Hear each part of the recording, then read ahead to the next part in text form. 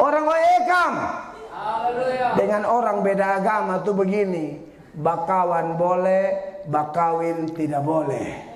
Ini saya bicara konteks Indonesia. Bakawan boleh, kan kita NKRI toh. Masa kita musuhan dengan orang beda agama? Tidak. Kau lihat kita paus datang, saya nonton nih paus datang. Saya terharu sekali. Paus pergi ke Masjid Istiqlal Jakarta. Lalu imam besar Masjid Istiqlal sambut, lalu cium paus, paus juga cium dia. Jadi saya luar biasa sekali. Makanya saya bilang kalau konteks Indonesia, bakawan bakawin tidak begitu. Iya, tapi ada artis itu kelihatan dia bahagia. Teladanmu bukan artis, firman. Amen.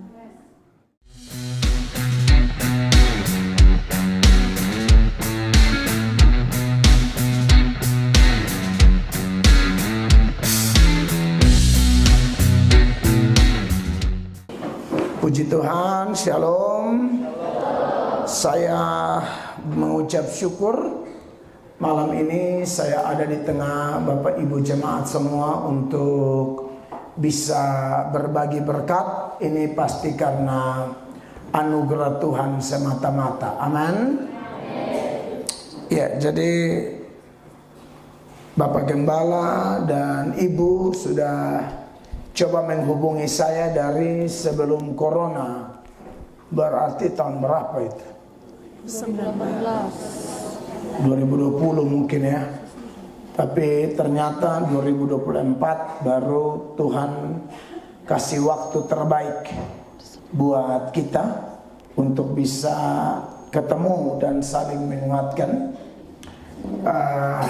Dan saya sangat bersuka cita bisa ada di tengah Bapak Ibu terkasih. Baik, saudara-saudara diberkati oleh Tuhan Yesus. Saat ini saya mengajak kita membuka firman Tuhan di dalam Roma pasal 1 ayat 1 sampai ayatnya yang ke-7. Roma pasal 1 ayat 1 sampai ayatnya yang ke-7.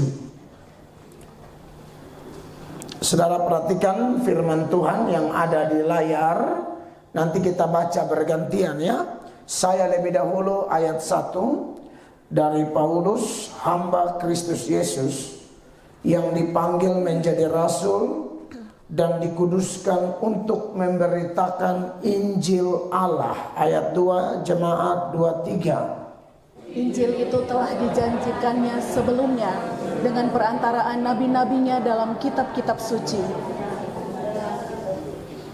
Tentang anaknya yang menurut daging diperanakan dari keturunan Daud. Ayat 4. Dan menurut roh kekudusan dinyatakan oleh kebangkitannya dari antara orang mati bahwa ia adalah anak Allah yang berkuasa, Yesus Kristus Tuhan kita.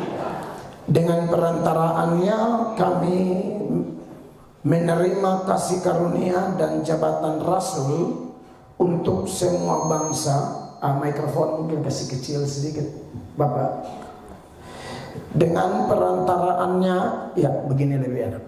Dengan perantaraannya kami menerima kasih karunia dan jabatan rasul untuk menuntun semua bangsa supaya mereka percaya dan taat kepada namanya. Ayat 6. Kamu juga termasuk di antara mereka, kamu yang telah dipanggil menjadi milik Kristus. 7 sama-sama 23. Kepada kamu sekalian yang tinggal di Roma, yang dikasihi Allah, yang dipanggil dan dijadikan orang-orang kudus, kasih karunia menyertai kamu dan damai sejahtera dari Allah Bapa kita dan dari Tuhan Yesus Kristus. Tepuk tangan yang meriah bagi Tuhan.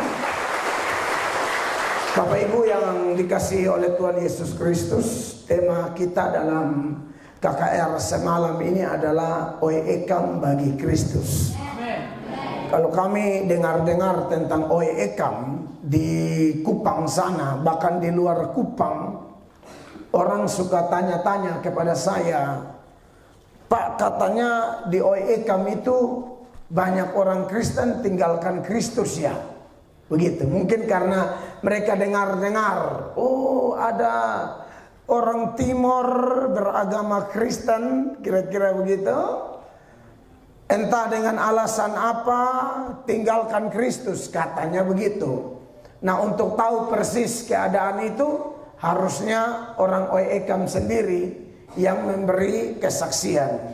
Seingat saya, ini kedua kali saya datang di OEKAM. Ya, saya sudah lupa tahun berapa, 2 kali atau 3 kali saya lupa.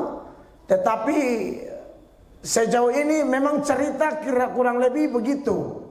Katanya ada orang-orang Timor tertentu yang beragama Kristen, ada juga yang tinggalkan agamanya, ya tinggalkan Kristus. Tapi puji Tuhan, entah alasan apa, kita tidak ada urusan. Itu kalau dalam konteks bangsa dan negara, itu hak asasi manusia.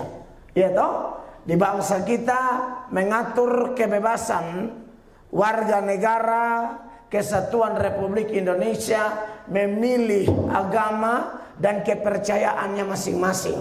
Ya, kalau menurut iman Kristen, kalau ada orang yang dulunya beragama Kristen, tahu-tahu dia meninggalkan Kristen, lalu dia menjadi pemeluk agama lain, terserah dia. Nah, kalau menurut agama Kristen memang orang-orang ini ada beberapa kemungkinan, ya. Kemungkinan yang pertama, mungkin pengajaran yang disampaikan dari mimbar-mimbar gereja tidak begitu kuat.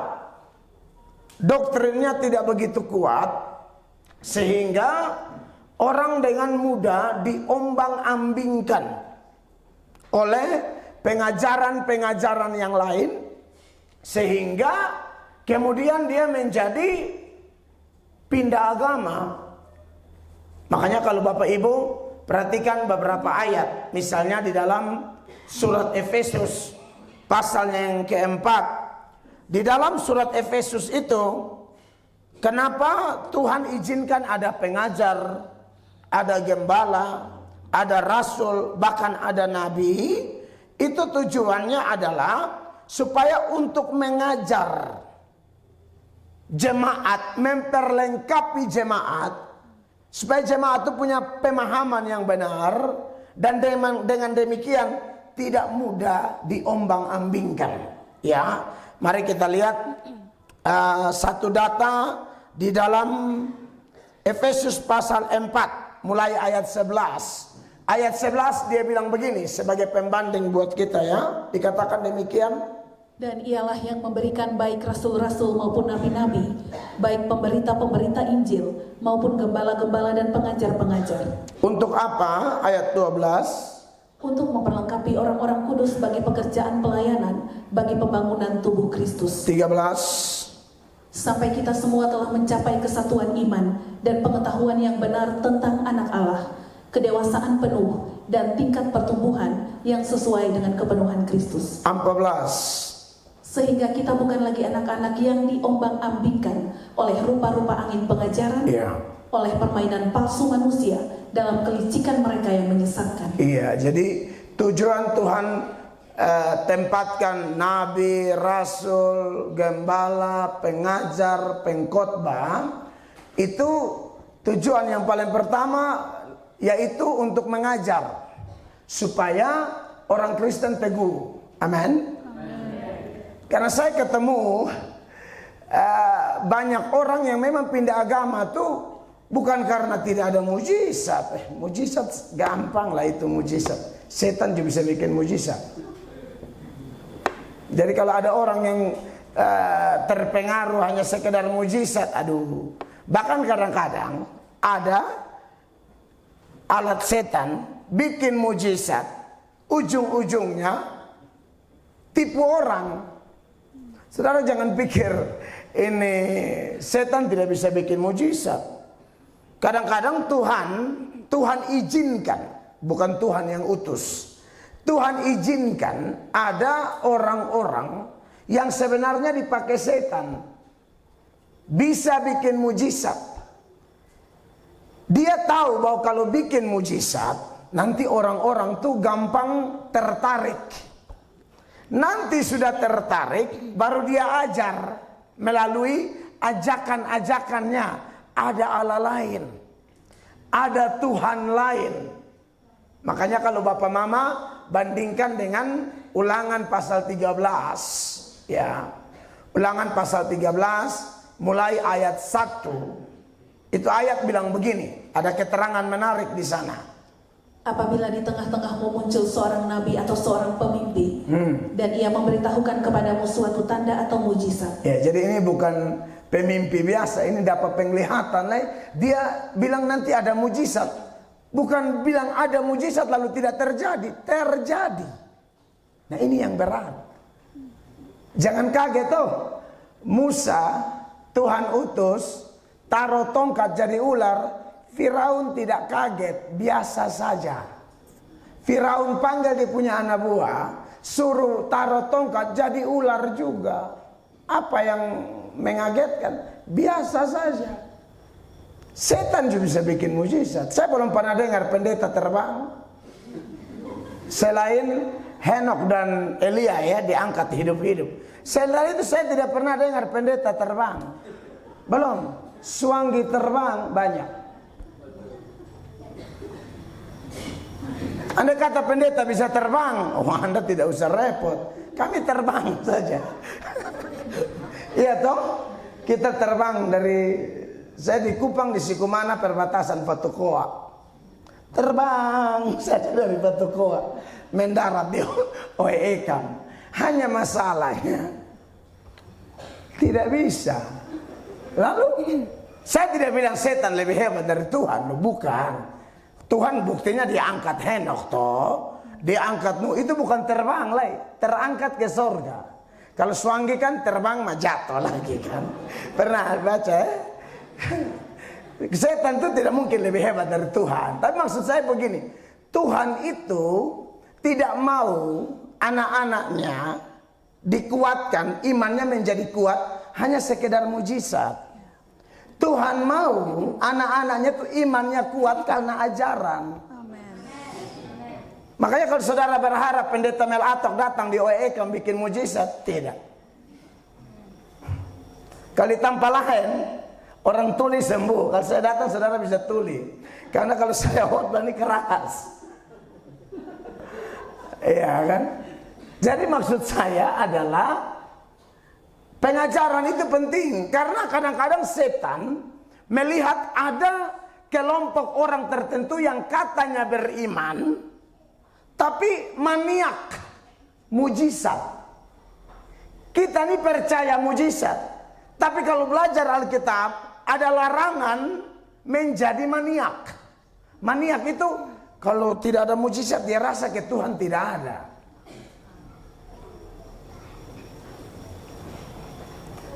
Saudara, bahkan mujizat asli saja Tuhan buat di depan Israel. Itu bangsa yang paling banyak melihat mujizat. 10 tulah di Mesir itu mujizat. Kok tiba-tiba air jadi darah, nah bukan mujizat bagaimana? Tiba-tiba tahu balalang don dari mana datang makanin tumbuh-tumbuhan habis semua.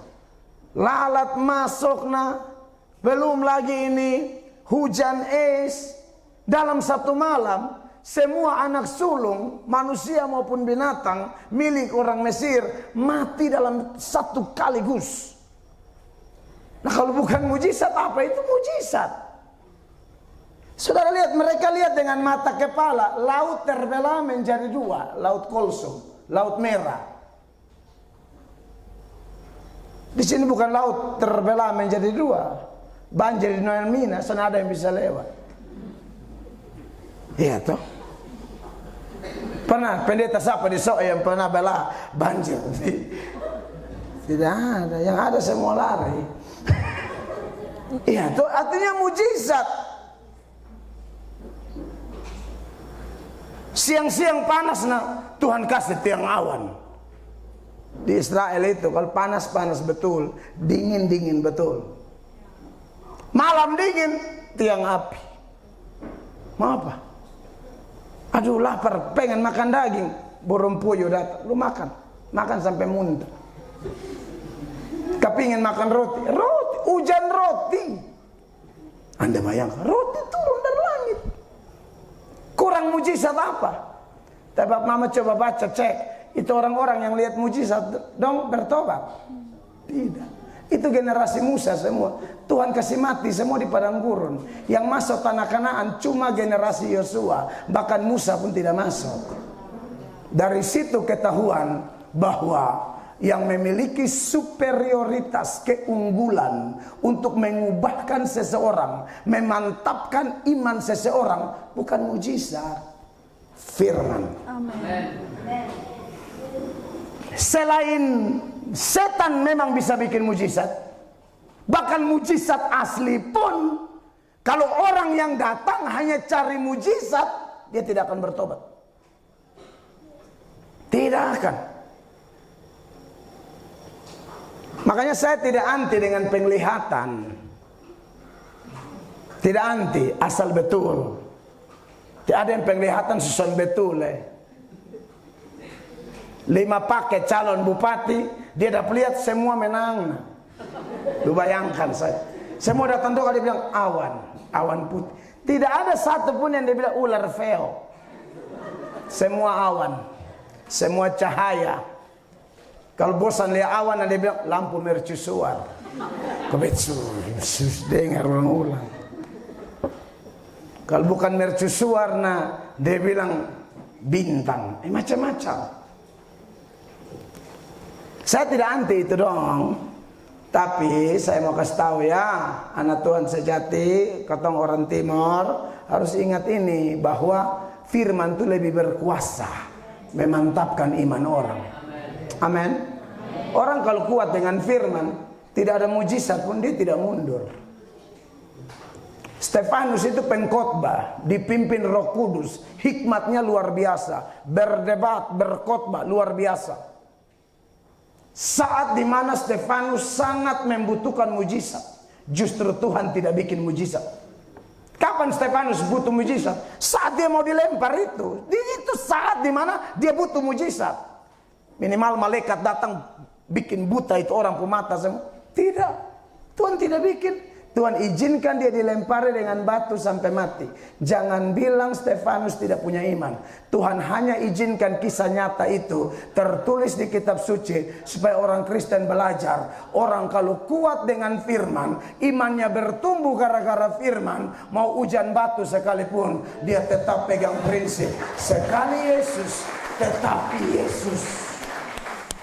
Makanya beta di lokasi air jadi anggur kemarin. Beta tahu versi-versi di Soe, tapi yang beta percaya hanya keluarga Bolang punya peristiwa.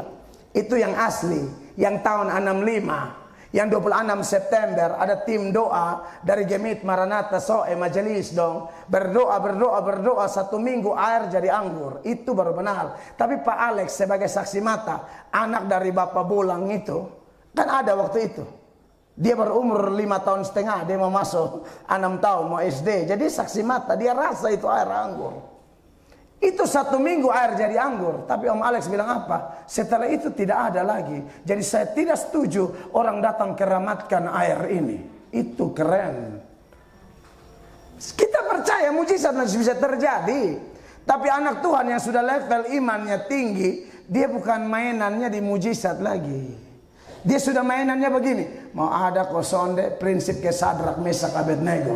Kalau Tuhan yang kami sembah sanggup melakukan, dia akan melakukan. Tapi kalau dia tidak lakukan pun kami tidak akan sembah patung Nebukadnezar. Itu iman. Saya harap orang OE kan begitu.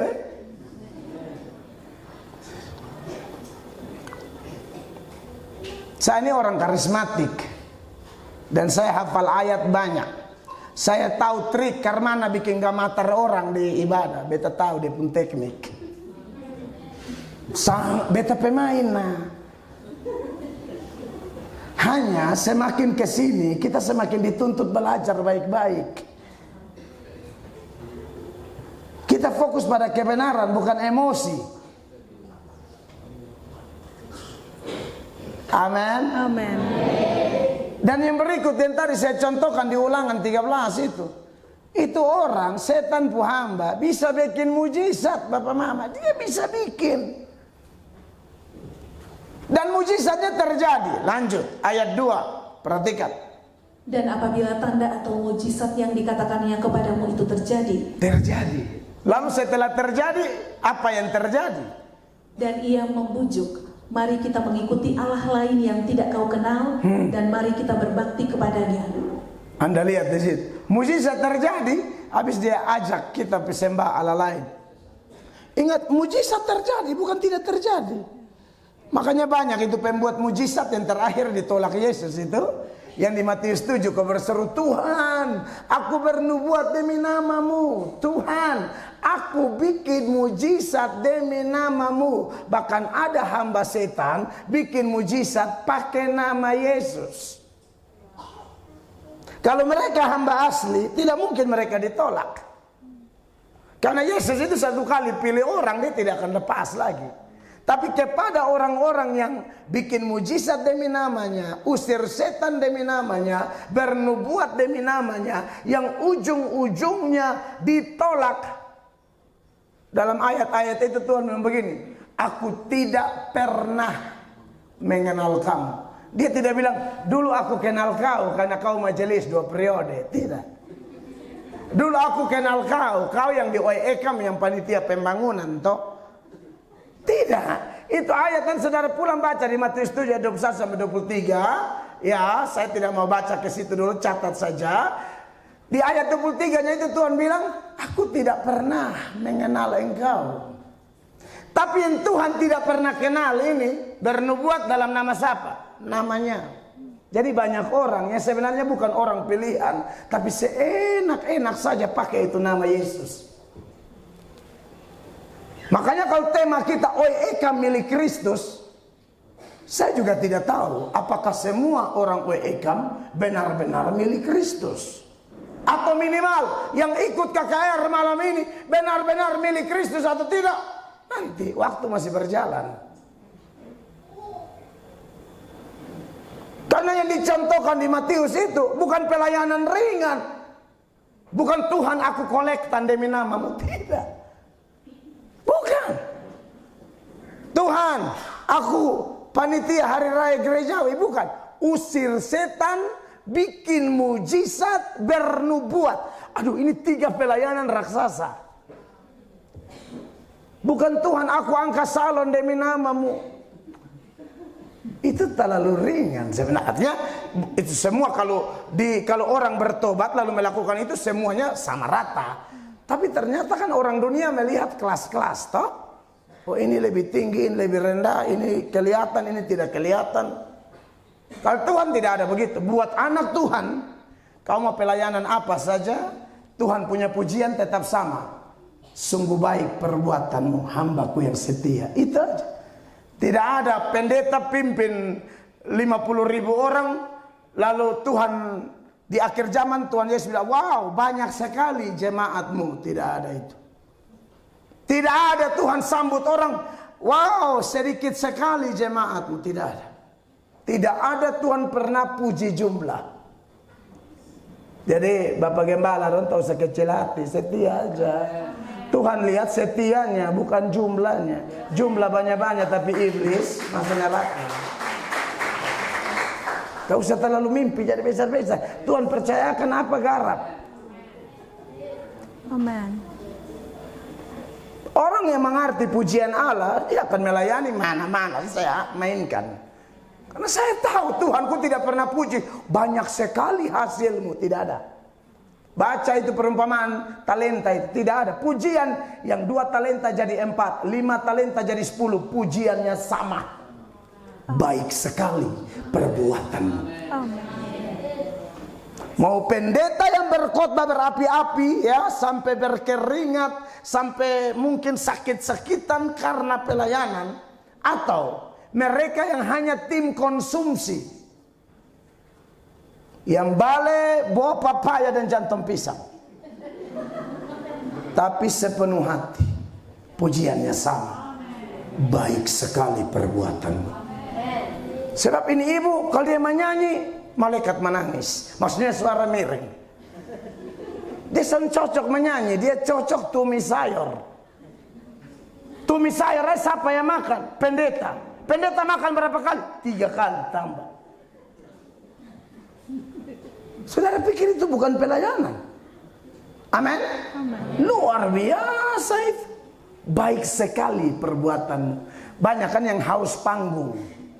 Mau tampil, mau kelihatan, mau cari popularitas.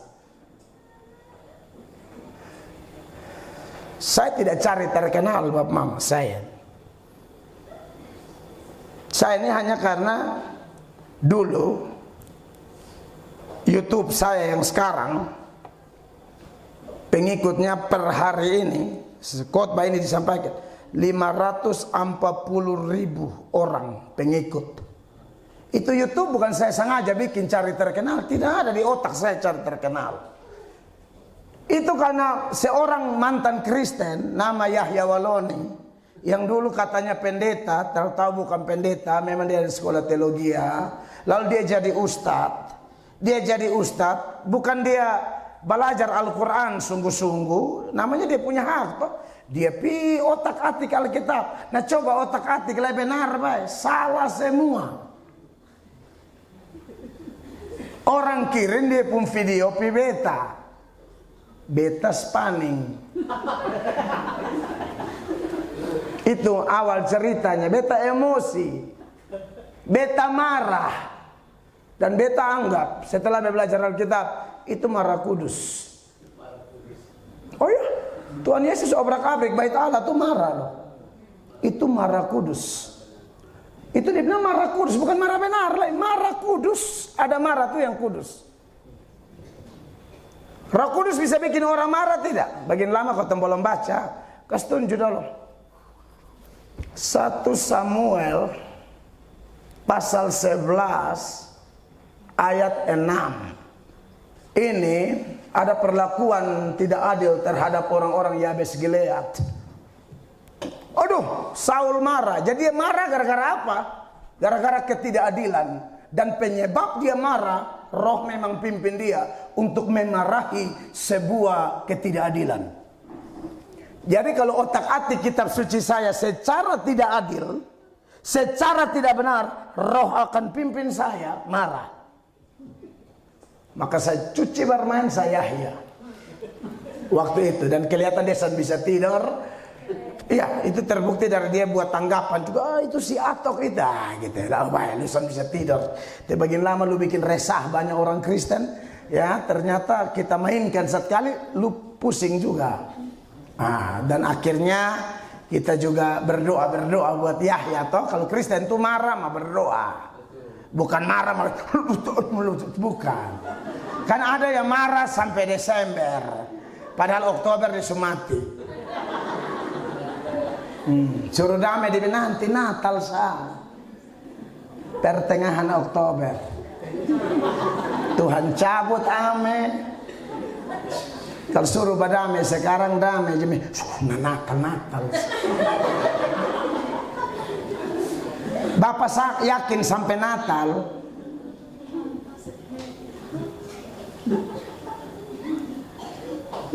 pertengahan September. Jadi maksud saya, akhirnya kita berdoa buat Yahya, doa. Ya, mungkin dia belum bertobat mah, desisan dia bagang boleh, kan jadi lebih tenang.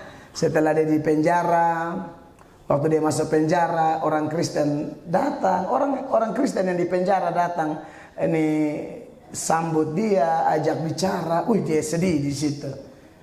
Jadi dulu kita marah juga bukan karena apa-apa, tapi karena dia tidak adil, kutip-kutip Alkitab tidak jujur. Jadi kita marah. Maka dari situlah saya juga tidak sangka, dalam waktu 1 minggu subscriber saya 50.000 orang. 1 minggu. Nah, berarti memang Tuhan yang angkat. Mana ada orang bisa menjadi terkenal kalau bukan Tuhan yang angkat? Tidak bisa. Makanya satu kali Yohanes Pembaptis punya murid-murid datang kepada Yesus. Yohanes Pembaptis punya murid-murid datang kepada Yohanes Pembaptis dan mungkin merasa bahwa kehadiran Yesus dan murid-murid menjadi saingan. Mereka omong begini di Yohanes pasal 3 mulai ayat 25. Yohanes 3 ayat 25. Mereka bilang begini.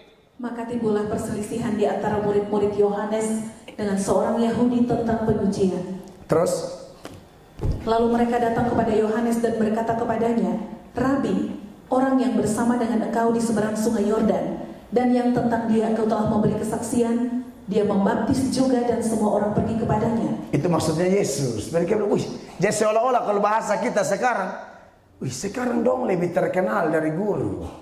Dulu guru hadir, guru paling heboh, guru yang baptis seluruh orang Yudea dan sekitarnya, guru yang baptis. Tapi sekarang itu orang yang Yesus itu, sekarang dia yang baptis orang. Jadi ini semacam kompetisi.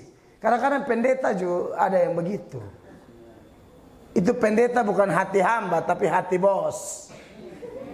Pada Tuhan Yesus, pendeta itu kalau apa, saya ini malam saya tidak pakai. Biasa saya pakai kolar.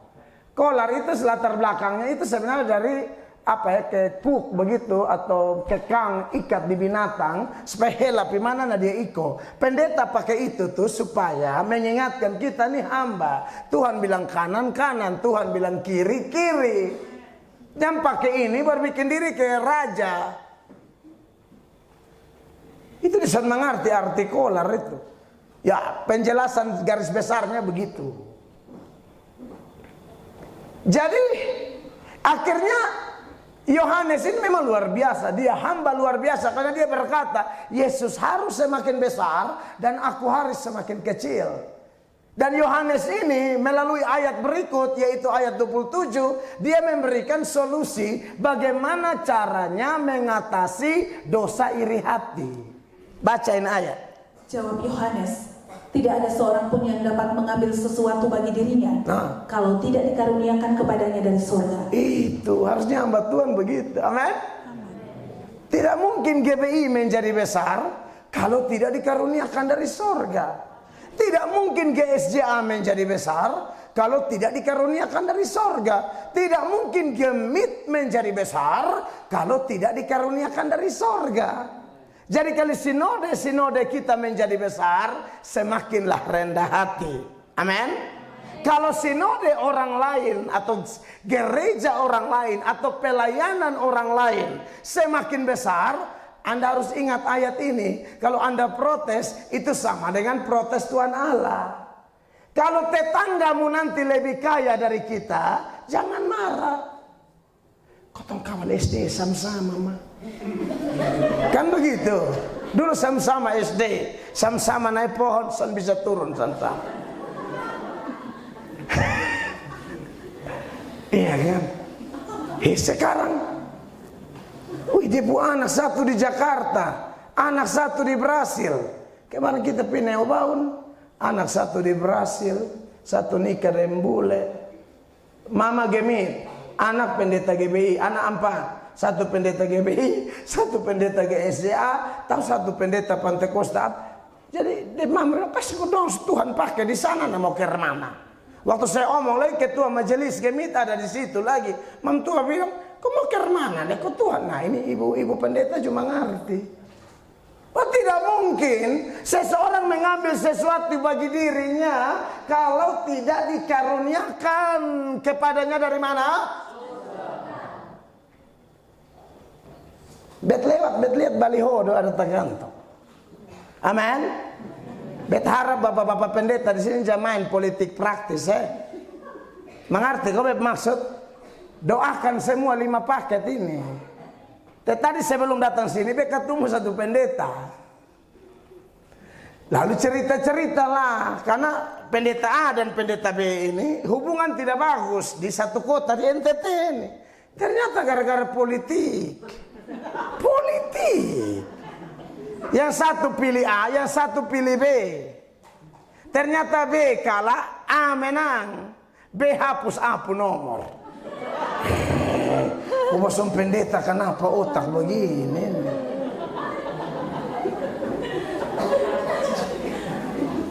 Gubernur calon ada, gubernur 3 kok 4. Kau bilang mau tambah. Entahlah mau tambah nak tambah sih. Sejauh ini bertiga. Tak usah repot-repot, tak usah bakalai. Sebab yang Tuhan pilih yang jadi. Amin. Amin. Calon bupati TTS sejauh ini tiba-tiba 2 muncul. 2 muncul 5. Siapa mau jadi nah jadi. Amin. Yang penting kita berdoa, Jangan di sini kotong ekam bakalai hanya gara-gara baliho. Belajar firman dulu. Saudara pilih A, maka Tuhan membe yang jadi. Lu mau helas teh pun B tetap jadi. Lu mau kejang-kejang di rumah ini dia tetap yang jadi. Amin. Ini juga nih kalau kita belajar firman sepenuh hati, sikap, jangankan karakter, sikap hati, emosi, cara semua dikendalikan. Amin. Amin. Bahkan kalau kita menggali lebih dalam, orang maki kita saja tidak mungkin terjadi kalau Allah tidak izinkan. Karena ada ayat, orang maki Tuhan itu pun Tuhan izinkan. Apalagi cuma maki melatok. Tidak ada masalah. Kita tidak akan stres kalau orang maki pendeta melatok. Apalagi maki gara-gara kebenaran. Aduh, dengan mengingat ayat-ayat senada seperti ini, kami tenang, kami bisa mendoakan orang itu. Itu kekuatan Tuhan. Amin. Jadi kekasih Tuhan ya. Saya ingatkan ini saja bahwa ada orang-orang tertentu yang kalau pindah agama, ya ini bertolak dari katanya dulu di OEKAM banyak kejadian begitu mungkin, atau di beberapa daerah di timur. Ya, tapi kalau orang tanya saya di luar, saya bilang sedikit sah. Bagaimana dengan pengajaran? Saya bilang mungkin sudah ajar juga. Pendeta-pendeta sudah ajar, tapi memang mereka yang pindah itu memang setan bu anak. Kau Tuhan bilang dalam satu ladang bukan hanya ada gandum, ada lalang. Gandum itu dibaca di nanti Matius 13 cari itu perumpamaan. Gandum itu anak-anak kerajaan Allah. Lalang siapa bu anak? Setan. Nah sudah baca saya ini Matius 13 mulai ayat 36 lah. Coba baca. Maka Yesus pun meninggalkan orang banyak itu lalu pulang. Murid-muridnya datang dan berkata kepadanya, jelaskanlah kepada kami perumpamaan tentang lalang di ladang itu. Kalau Yesus mulai jelaskan, bilang begini. Ia menjawab katanya, orang yang menaburkan benih baik ialah anak manusia. Tuhan Yesus. Terus? Ladang ialah dunia. Ini dunia ini, termasuk OEKAM. Terus? Benih yang baik itu anak-anak kerajaan dan lalang anak-anak benih yang baik kan dia nanti gandum itu anak-anak kerajaan Allah. Lalu lalang siapa po anak? Dong ada di mana? Di ladang dunia. Dipersempit lagi OEKAM, dipersempit lagi GBI Bukit Hermon. Hah? Iya toh? Kalau kita mau persempit lagi, makanya saya Bapak Gembala coba cek nonton khotbah. Saya pernah khotbah begini di gereja tempat saya pilih. Saya juga tidak yakin semua yang datang di sini ini gandum. Coba dengar. Kalau pendeta lain kan lihat gereja penuh di susah. Oh saya tidak, saya memang kasih warna memang. Saya tidak percaya kalau semua di sini domba. Makanya mesti khotbah keras terus supaya penyaringan. Penyaringan terjadi. Mana kambing, mana domba, mana gandum, mana lalang, mana ranting berbuah, mana ranting tidak berbuah. Mana domba asli, mana serigala yang menyamar seperti domba. Itu perlu dengan khotbah. Benar ini. Ya, jadi untuk orang OEKAM malam betul perlu nada-nada tinggi dengan gaya kakek. Kalau kita melihat, buang waktu, tenaga buang percuma. sandapa ayat. Pulang tulis semua. Nangkap ya Bapak Mama ya. Setelah Yesus bikin mujizat, kasih makan 5.000 orang dengan 5 roti dan 2 ikan. Yang makan itu hanya 5.000 laki-laki. Belum tercatat perempuan dan anak-anak. Mungkin jumlahnya bisa 12.000 sampai 20.000 orang kalau hitung dari perempuan dan anak-anak. Saudara tahu, itu orang-orang dong yang berbondong-bondong itu ujung-ujung tinggalkan Yesus. Ujung-ujung tinggalkan Yesus. Makanya baca seluruh Yohanes 6, itu kelihatan di Yohanes 6 ayat 66. Tidak kebetulan dia angka 6 3 kali. 6, 6. Betul kok? Yohanes 6 ayat 66, di puisi bilang apa? Perhatikan. Mulai dari waktu itu banyak murid-muridnya mengundurkan diri dan tidak lagi mengikut dia. Kalau angka antikris kan 6. Dulu pengikut Kristus, lama-lama tinggalkan Kristus. Jadi saya anggap ya mungkin ini bukan kebetulan juga. 666. Mulai dari waktu itu mereka apa? Tinggalkan Yesus. Mereka ini ikut Tuhan hanya mau lihat roti, lihat mujizat. Seluruh teks Yohanes 6 itu berkelanjutan. Mau tahu penyebab mereka mundur? Pertama di ayat 26 dari Yohanes 6. Ternyata mereka ini ikut Tuhan hanya karena lihat roti. Yesus menjawab mereka, "Aku berkata kepadamu, sesungguhnya kamu mencari aku bukan karena kamu telah melihat tanda-tanda." Bukan karena melihat tanda-tanda kemesiasan, bukan. Tapi mereka lihat apa? Melainkan karena kamu telah makan roti itu dan kamu kenyang. Ini orang dong motivasi roti. Nangkap ya? Ikut Tuhan hanya cari urusan lahiriah. Cari sembuh, susembuh, foe ulang. Cari jadi pejabat, sudah dapat suara di Supi Bersina di Jakarta. Makanya Anda pilih orang, pilih berdoa bapak. Botong boleh coblos berdoa, kau berharap dia naik dia kobo satu lumba-lumba mai di Jakarta sana. Bahwa dia pembini boleh stroke ringan di kampung. Botong itu dia botong bukan coblos hamba Allah, coblos setan. Amin. Makanya mau pilih berdoa dulu. Coba doa ada di beb muka coba kalau bisa kipas dong sekali.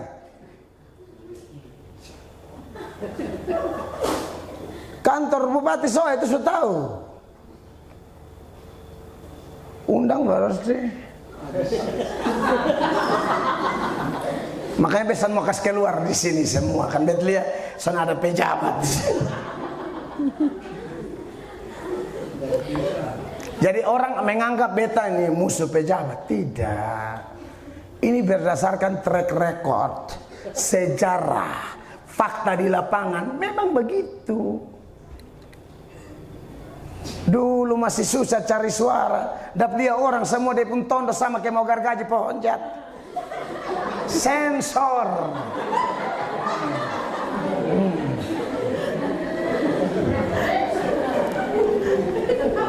Cari suara. Dan teknik apa? Sensor.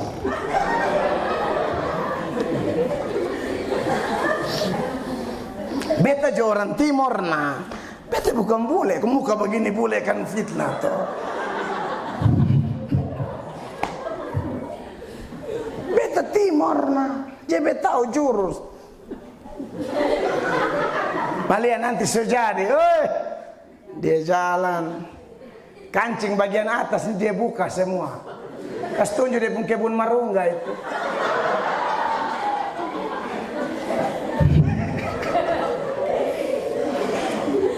Semulai gila perempuan. Berapa banyak di beberapa daerah saya pernah dengar ada yang mati overdosis obat kuat. Tua-tua dia bilang kunyit telur mati. Kunyit telur apa? Lu mau bikin dadar.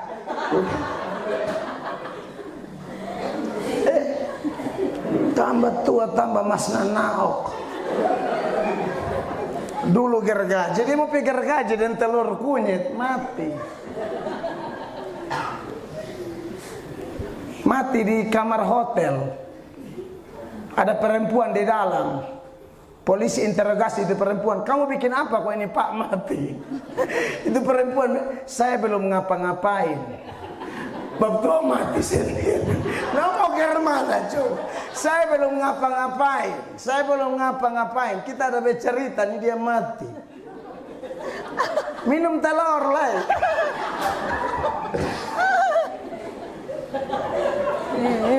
Di sini ada bayi-bayi yang minum telur.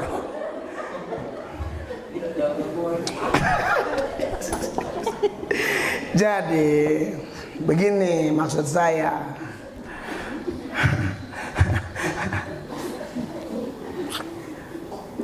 Ikut Tuhan hanya cari itu barang.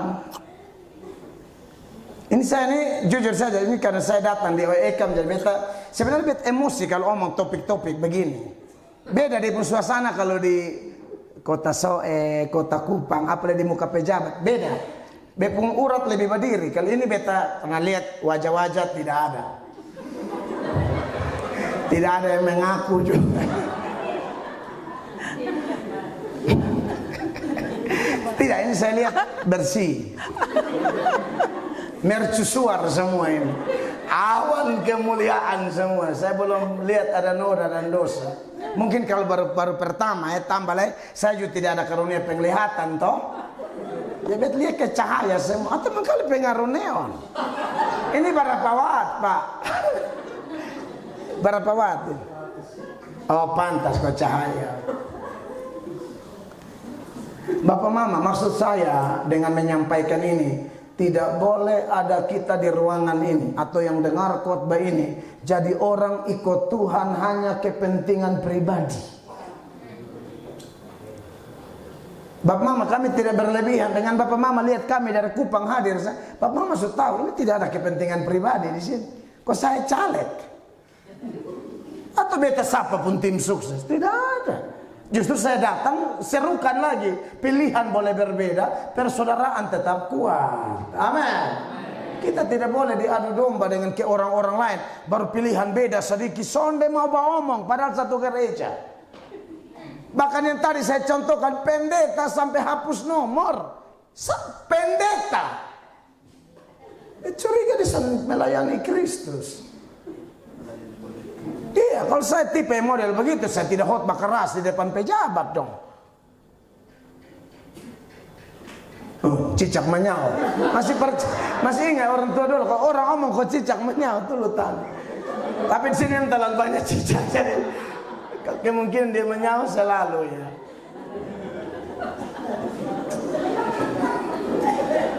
Amin. Ini saya omong betul ini. Bet sayang orang OEKAM nah. Kan Bapak Gembala bilang ini KKR pemanasan satu. Nanti kan kita planning ke tahun depan lebih best. Itu berbeda maruak. Amin. Karena orang OEKAM itu luar biasa. Semua mau bersatu. Karena memang OEKAM milik Kristus.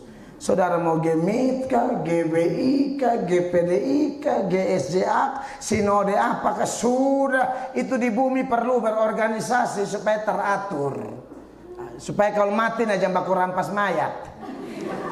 Kan ada gereja begitu toh. Sumati baru gemit bilang saya pun GBBI bilang kok dia diketong nah. Homa nama. Nah saya mau itu jangan ada begitu. Amin. Amin Bapak Mama. Iya. Jadi kita milik Kristus. Jangan ikut Tuhan cari roti. Saudara ikut Tuhan malam ini harus cari pengajaran. Nah orang-orang ini hanya cari roti. Makanya Yesus khotbah keras di ayat 60 langsung terbongkar. Saudara lihat ini ayat 60. Sesudah mendengar semuanya itu, banyak dari murid-murid Yesus yang berkata, perkataan ini keras, siapakah yang sanggup mendengarkannya? Iya. Dia hanya mau lihat mujizat. Dengar khotbah keras tidak mau. Loh bagaimana begitu? Makanya saya bilang firman itu lebih unggul dari mujizat. Amin. Karena untuk orang-orang yang sudah terima mujizat, Yesus tes mereka dengan pengajaran. Bertahan tidak? Ternyata tampias. Tabongkar. Maka dari itu, saya kalau lihat oekam bagi Kristus, yang pertama mungkin pengajaran. Yang kedua, mungkin sudah diajar, tapi memang orangnya tidak tahan. Karena motivasi salah. Jadi tidak selamanya pendetanya salah. Memang pendetanya sudah ajar benar. Pendetanya sudah sungguh-sungguh belajar, sungguh-sungguh mengajar, sungguh-sungguh belajar, sungguh-sungguh berkhotbah, sungguh-sungguh menggembalakan dengan tuntunan firman Tuhan. Tapi orangnya memang bukan orang pilihan. Jadi jangan kaget. Melalui video ini saya berharap tersebar di luar sana, supaya jangan ada orang yang terlalu kasihan bilang, ada orang timur tertentu agama Kristen yang pindah agama lain, lalu kita stres. Biasa saja, tidak usah stres. Memang dia tidak dipilih kok. Lihat ayat 65, lompat 65. Tuhan bilang apa? 65. Lalu ia berkata, sebab itu telah kukatakan kepadamu, tidak ada seorang pun dapat datang kepadaku kalau Bapa tidak mengaruniakannya kepadanya. Iya, tidak bisa orang datang kepada Tuhan kalau Tuhan tidak karuniakan. Sebaliknya, kalau orang mundur, dia tidak dikaruniakan. Makanya ayat 66, sama-sama baca sekali lagi. 1, 2, 3. Mulai dari waktu itu, banyak murid-muridnya mengundurkan diri dan tidak lagi mengikut dia. Kenapa? Motivasi salah. Yang kedua, tidak mau terima firman sungguh-sungguh. Yang ketiga, yang paling mendasar, tidak dipilih. Selesai. Makanya beta kalau khotbah saja. Makanya saya juga memuji tim saya yang setia dari berapa banyak tahun lalu. Ada yang 11 tahun apa. Beta puji dong, mantap. Ada yang baru 1 tahun, 2 tahun. Ada yang baru 1 minggu. Dengar bekot pas sugelicat. Wih berat. Dipigosip di luar sana. Amazing Grace berat. Berat apa? Lu yang memang iblis. Apalagi ketong orang Kristen di timur, masa minum susu terus, bubur sun terus, jagong katemak de marungga setengah matang, luat kurus padi tinggi. Amin. Kunyah sudah. Itu kan yang kita kasih. Jaharap melato data khotbah di timur kok. Mari minum susu, tidak ada. Mari kunyah katemak. Amin. Amin. Karena orang lain melihat gereja sudah kayak bisnis. Wih, ini jemaat banyak, perpuluhan banyak. Saya tidak. Tuhan saksiku, saya tidak. Saya lihat jiwa banyak, terus saya yakin Tuhan sedang bilang, saring sendong. Karena orang kan lihat gereja bisnis. Makanya dia fasilitasi gereja dengan canggih-canggih. Karena otaknya income. Otaknya pemasukannya berapa? Kalau saya tidak ada urusan dengan pemasukan.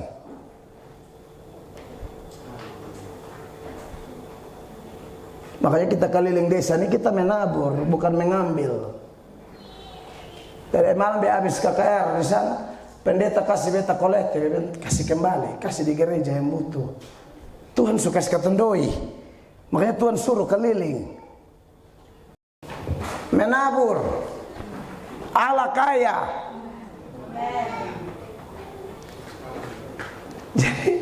Jadi kalau saya, Tuhan memang didik seperti itu, dan seharusnya bukan saya, semua pendeta memang harus begitu.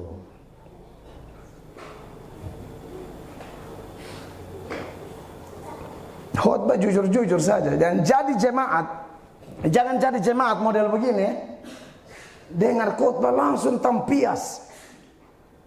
Jadi jemaat yang kalau dengar khotbah dia mengerti manfaat firman itu ada 4. Menurut 2 Timotius 3 ayat 16. Itu ayat yang begini, segala tulisan yang diilhamkan Allah memang bermanfaat untuk mengajar, untuk menyatakan kesalahan, untuk memperbaiki kelakuan, dan untuk mendidik orang dalam kebenaran.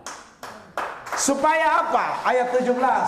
Supaya, ya 17:23. Dengan demikian tiap-tiap manusia kepunyaan Allah diperlengkapi untuk setiap perbuatan baik. Jadi begitu jemaat ya. Jadi firman itu sangat penting. Ingat, saya tidak anti mujizat. Saudara, sebentar ada sakit kami tetap doakan, berharap Tuhan sembuhkan. Tapi saya mau tekankan ini dulu, itu gampang. Amin.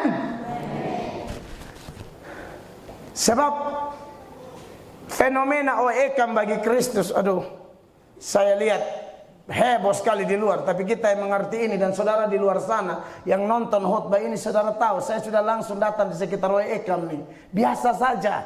Kalau ada di antara mereka yang dulu Kristen pindah, itu kemungkinan tadi itu salah satu di antaranya ada.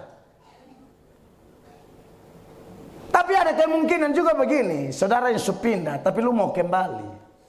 Lu mau kembali. Orang tanya saya, Bapak dulu dia Kristen, sekarang dia mau kembali dengan alasan dulu inilah, alasan pernikahan lah, alasan cinta putar balik lah.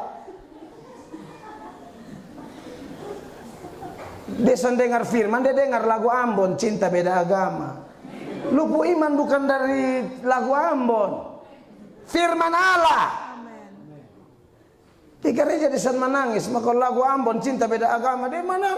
Ingat itu anak Bugis, becekes lalu mah. Ingat anak Bugis.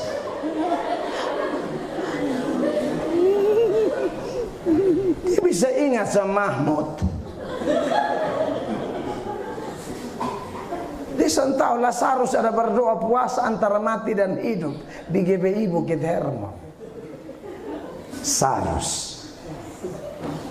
Pilih Lazarus, tinggalkan Udin. Amin. Orang OEKAM dengan orang beda agama tuh begini, bakawan boleh, bakawin tidak boleh. Ini saya bicara konteks Indonesia. Bakawan boleh, kan kita NKRI toh, masa kita musuhan dengan orang beda agama? Tidak. Kau lihat kita paus datang, saya nonton nih, paus datang. Saya terharu sekali. Paus pergi ke Masjid Istiqlal, Jakarta. Lalu imam besar Masjid Istiqlal sambut, lalu cium paus. Paus juga cium dia.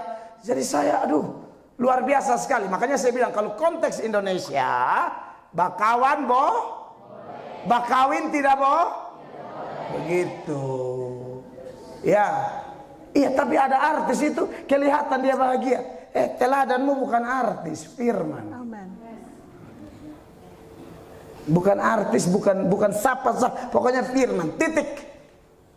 Anak muda, OEKAM 2 Korintus 6 ayat 14 bilang tidak boleh menjadi pasangan yang tidak seimbang. Yang dimaksud di sana apa? Mari baca baru saya kasih keterangan dulu. Perhatikan. Janganlah kamu merupakan pasangan yang tidak seimbang dengan orang-orang yang tak percaya. Sebab persamaan apakah terdapat antara kebenaran dan kedurhakaan? Atau bagaimanakah terang dapat bersatu dengan gelap? Itu sudah 15. Persamaan apakah yang terdapat antara Kristus dan Belial? Apakah bagian bersama orang-orang percaya dengan orang-orang tak percaya? Begitu, jadi jangan kepala batu, Kalau ada yang sujadi dengan Udina, ini malam juga lu WA dia. Tak usah minta ketemu nanti jadi putus. Lu WA sa. Kalau suka ketemu nih lain, cinta tuh beda nah. Lu jangan bilang kita ketemu kok mondol teh ada kebenaran ini hoi Buntiana. Lu minta putus sekarang. Lu tak usah. Diketemu lagi. Nanti dia tarik lu pun tangan, kau ini, nanti dia lu bodoh itu. Tak usah ketemu malam juga. Bila beta minta putus itu yang pertama, yang kedua, lu keluar dari OEKAM, titik.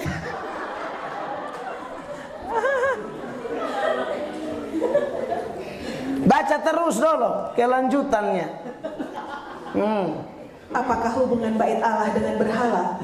Karena kita adalah bait dari Allah yang hidup menurut firman Allah ini. Terus. Aku akan diam bersama-sama dengan mereka dan hidup di tengah-tengah mereka. Dan aku akan menjadi Allah mereka dan mereka akan menjadi umatku. Terus.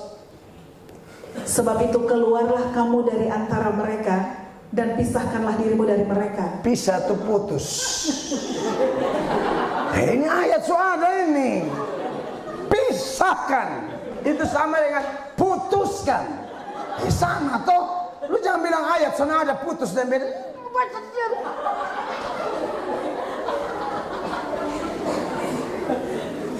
Ada nona-nona yang tatap beta muka kecewa sekali. Baru dia omong di hati, Bapak pendeta enak.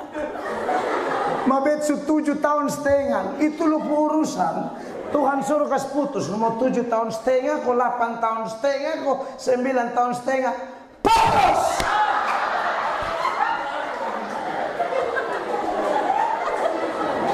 Amen.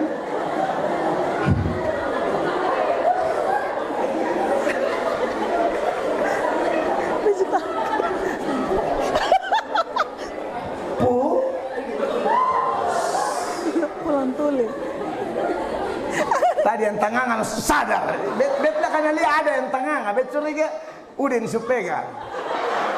Anda bet keluar sekali sudah.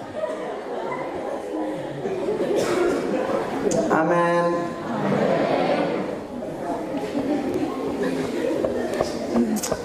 Begitu. Jadi karena beda anak-anak muda banyak di sini dan mukanya polos semua. Polos itu sama dengan gampang kena tipu. Makanya saya tidak mau pulang dengan kosong. Saya tidak mau pulang tertuduh. Aduh, sudah jalan semua turun-turun nik-nik. Kenapa son omong Sudah, betso omong. Amin. Tuhan bilang keluar. Putus. Karena oe ekam bagi Kristus. Amin, kekasih Allah. Kenapa bagi Kristus? Kalau kita kembali kepada data tadi, nats pembuka kita, Roma pasal 1 ayat 1 sampai 7. Sebenarnya kalau saya bagi satu-satu ayat lagi terlalu detail. Tapi inti dari ayat itu adalah Injil yang diberitakan itu supaya Tuhan mau melalui pemberitaan itu ketahuan siapa milik Kristus dan siapa bukan. Dan yang menjadi ayat kunci bagi saya dalam pembacaan Roma pasal 1 ayat 1 sampai 7 itu di ayat 6. Bukan hanya kepada bangsa-bangsa lain tetapi kepada penerima surat Roma, bahkan kita semua di sini. Itu ayat bilang begini, sama-sama baca 1 2 3. Kamu juga termasuk di antara mereka, kamu yang telah dipanggil menjadi apa? Milik Kristus. Ya. Nah, berkaitan dengan menjadi milik Kristus, hal yang pertama tadi saya soroti tentang kenapa orang pindah agama, ya. Tetapi saudara-saudara, yang kedua ini saya mau soroti tentang apa luar biasanya menjadi milik Kristus. Apa alasan-alasannya bahwa memang Kristus itu di atas segala-galanya dan memang dia harus memiliki kita dan kita juga harus berharap memiliki dia. Alasan pertama, sebab kalau tanpa Yesus, Bapak Mama, kita hidup di dunia ini, hidup tanpa harapan, bahkan tanpa Allah. Minta maaf, jadi kita hidup ya saya mau bilang binatang juga sulit, karena binatang masih tergantung di Tuhan Allah. Tapi ini manusia lebih malang dari binatang sekalipun, karena dia hidup tanpa Allah. Efesus 2 ayat 12. Bapak Mama perhatikan ini ayat, ya. Kenapa OEKAM harus bagi Kristus? Karena tanpa Kristus kita hidup tanpa Allah di dunia ini. Perhatikan ini ayat. Bahwa waktu itu kamu tanpa Kristus. Garis bawahi, tanpa Kristus, terus tidak termasuk kewargaan Israel dan tidak mendapat bagian dalam ketentuan-ketentuan yang dijanjikan, tanpa pengharapan dan tanpa Allah di dalam dunia. Tanpa Kristus, tanpa pengharapan dan tanpa Allah di dalam dunia. Tuhan yang ngomong. Kenapa OEKAM perlu menjadi milik Kristus? Kenapa kita semua perlu menjadi milik Kristus? Karena tanpa Kristus kita hidup di dunia, minta maaf, binatang pun lebih baik. Karena binatang pun tergantung Allah, saudara-saudara. Binatang semua itu dikendalikan oleh Allah. Yunus lari, Tuhan perintahkan apa telan Yunus? Ikan ada berenang satu keluarga mungkin. Tuhan tunjuk yang paling besar. Entah dari bapak atau dari mama. Hoi, buru itu kapal. Kira-kira. Tuhan pembahas. Ini saya supaya mudah dimengerti ya. Di Alkitab sana ada Tuhan bilang, hoi, tidak. Saudara saya bilang, bapak buktikan di mana hoi. Itu tidak. Ini saya kasih contoh saja. Tuhan bilang sama itu ikan, buru itu kapal. Kapal yang Nuh ada naik, Yunus. Dong buang sapa, telan. Ya. Kenapa Bapak? Bapak itu bilang ada yang bau angus atau terbakar, coba cek.